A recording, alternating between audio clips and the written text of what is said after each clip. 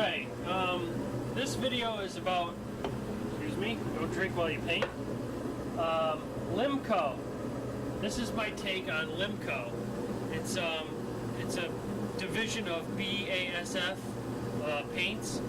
I originally got into BASF because I did a glazurate crossover number for a BMW, and I'll tell you one thing, the color match was out of sight, but that was on a Diamond, which is another division of BASF. Traditionally I paint Sherwin-Williams and PPG, but I just could not afford PPG, and I didn't want to go to any of their other off-brands. So for shits and giggles I decided to try the division of BASF limco, and this is my take on it. Today I shot obviously it's a single stage, that's all they make right now, limco does, and really cheap, man. A quarter reducer was like $10, this was like $15 for the hardener. I mean, that's out of sight for let's see, I was doing PPG's what was it, DH, forgive me for not knowing it off the top of my head, but their hardener I was spending like $60 for the same size, and this I think was $15, and the paint was only like $15. Well, actually, I did an argent metallic.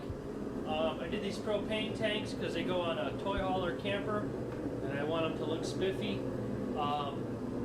Believe it or not, this is, I just did a rough prep on this stuff, but I'm shocked at the way it lays out. I mean, it lays out almost as good as the PPG product, if not better. And I'm talking about the surface adhesion, the molecular adhesion, like the way it lays out, it gives you your final shine. Very little orange peel at all. And here's why, my belief is, the stuff does not cover. It's all like a clear binder and very little pigment or very little coloring. So just to give you an idea, to do these rims, I did both sides, and those two tanks, I blew a pint, an entire pint of color, and that was an 8:4:1 ratio. And just to cover, man, I had to blow that entire pint out. That's kind of nuts, because I've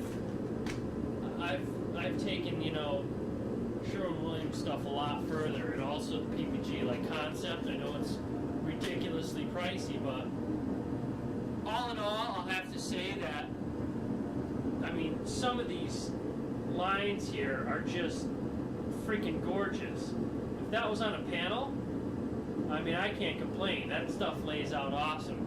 But I think it's because, one, and forgive me, I mean, there's a lot of crap in this job, but not crap as in dust, just I didn't prep, I just scratched them up, But Scotch-Brighted them or whatever. But I think the reason why this stuff lays out so good is it actually forces the painter to lay on the material.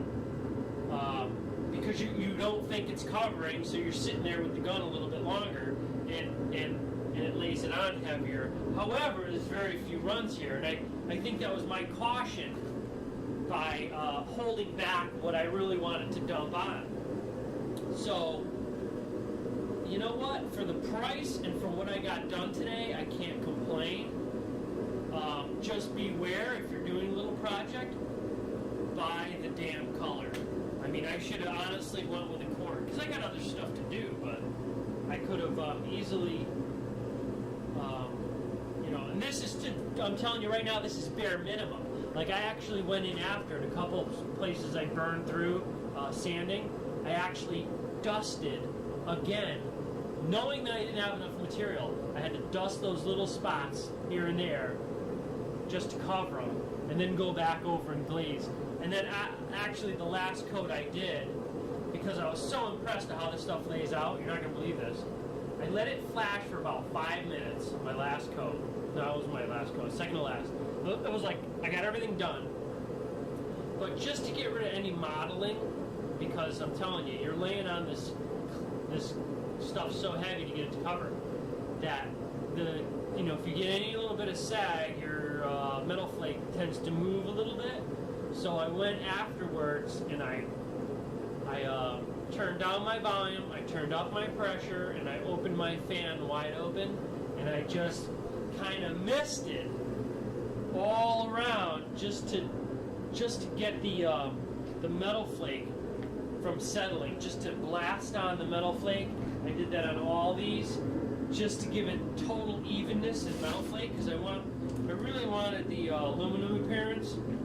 And I'll tell you what, if it took that little misting, remember this is after 10 minutes of flash time, it took that little misting and it just said, thank you, come right on in again, and it grabbed hold of it and put it right back inside that clear binder. And I'm going to keep using that word clear binder because, and unfortunately, I'm sorry if I'm wrong, but I remember that was basically like a filler when they're mixing paint. Your clear binder is just it's your stuff. It's what you're blasting out. It's what holds everything together. It's what suspends your metallics. And apparently they use a lot of it. So, you know what? Shit, man. For $24, doubling my paint quantity, I still would have been happy shooting the job. So, there you go. That's my take on limco.